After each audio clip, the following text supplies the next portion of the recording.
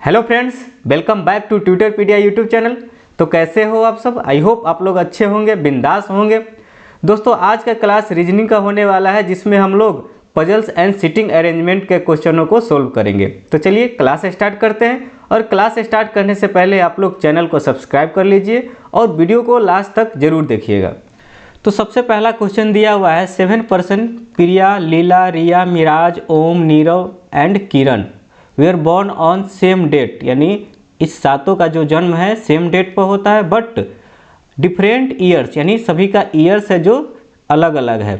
तो पहले का 75 है, 80 है, 81 है, 87 है, 92 है, 2000 है, 2001 है। ठीक है, लेकिन not necessary in same order, यानी सेम ऑर्डर में नहीं है। सेम ऑर्डर कहने का मतलब है कि 75 में प्रिया का जन्म नहीं होगा, 80 में रिया का जन्म नहीं होगा, यानी अलग अलग है। तो सबसे पहले हम यहाँ पर ईयर्स को लिख लेते हैं। तो सबसे पहला ईयर से 1975 है। ठीक है, फिर दूसरा है 80 है, तो 80 लिख लिए डायरेक्ट। 81 लिख लिए यहाँ पर, 81 के बाद 87 है, 87 लिख लिए। फिर 92 है, फिर 2000 है, फिर नेक्स्ट 2001 है। यहाँ पर लाइन ड्रॉ कर देते हैं।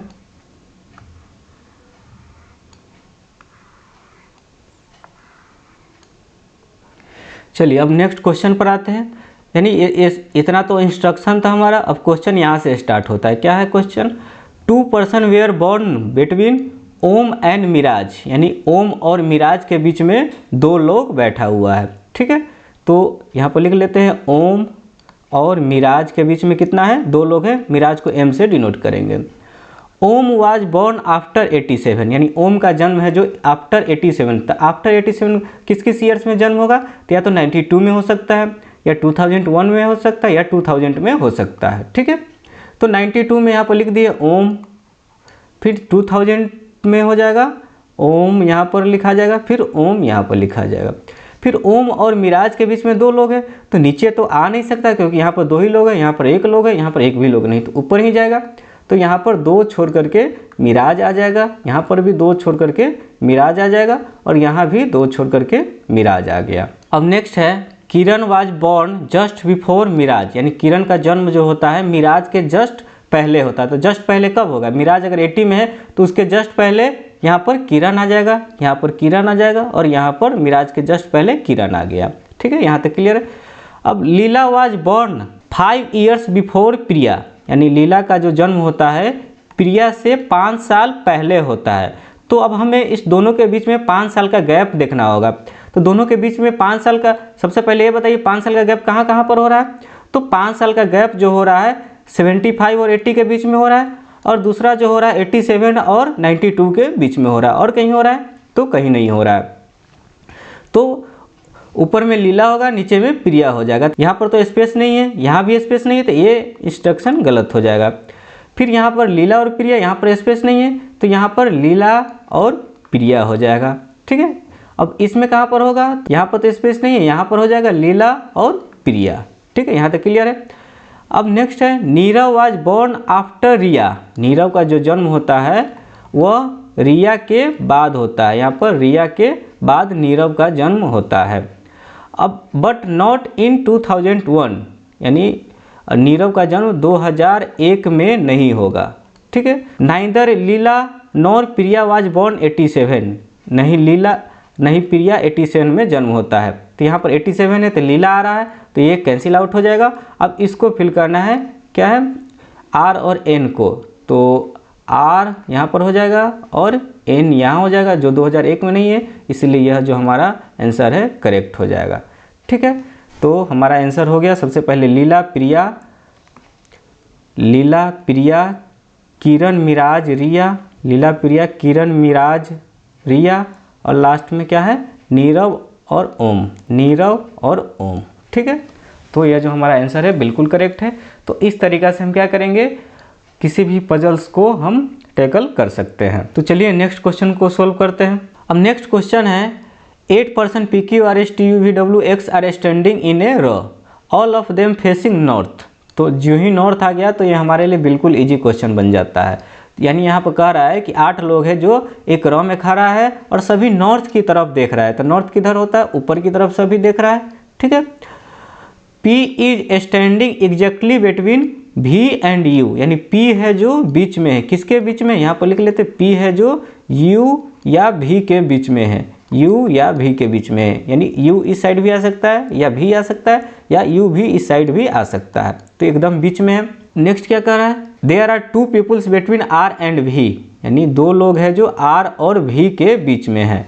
तो यहाँ पर बना लेते हैं R और V के बीच में 2 लोग हैं, तो यहाँ पर R लिख देते हैं और 2 लोग हैं 1 2 V, एक और बना लेते हैं यहाँ पर, यानी यहाँ पर V है और 2 लोग हैं जो R के बीच में है, यानी R या तो इस साइड आ सकता है या तो इस साइड आ सकता है, दोनों हमने लिख लिया।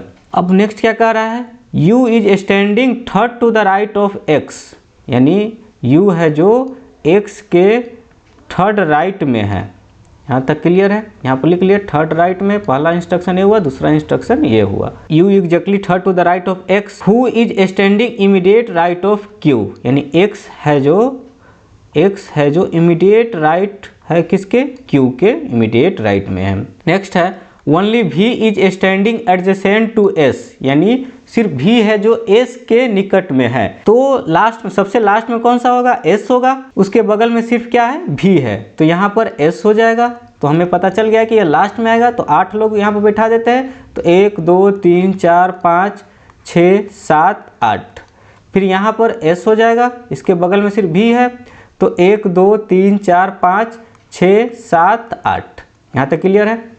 अब इस सब को पुट करके देखते हैं कि कहाँ पर मैच करेगा। सबसे पहले यहाँ पर देखते हैं x के 2 छोड़ करके क्या है, u है, यानी राइट में u है, तो x कहाँ रख सकते हैं, तो u हमारा सेटिस्फाइड करेगा। अगर x यहाँ रखेंगे तो 1 2 छोड़ करके u यहाँ पर आ सकता है, बिल्कुल आ सकता है, तो रख कर देखते हैं, x यहाँ पर रख दिए और 1 2 छोड़ करके u यहाँ रख दिए। अब x के जस्ट बगल में कौन सा है, जस्ट लेफ्ट में q है, यहाँ पर q लिख दिए। अब यहाँ पर देखिए, यहाँ पर क्या कह रहा है, u और v के बीच में p है, तो u यहाँ पर आ गया और v के लिए स्पेस नहीं है, इसके बीच में कोई स्पेस ही नहीं है, तो ये हमारा गलत हो जाएगा, तो इसको हटा देते हैं। तो अब x कहाँ रखे, यहाँ पर तो रख लिए, यहाँ पर रख के चेक करते हैं, तो यहाँ पर रख लिए, इसके जस्ट बगल में q है।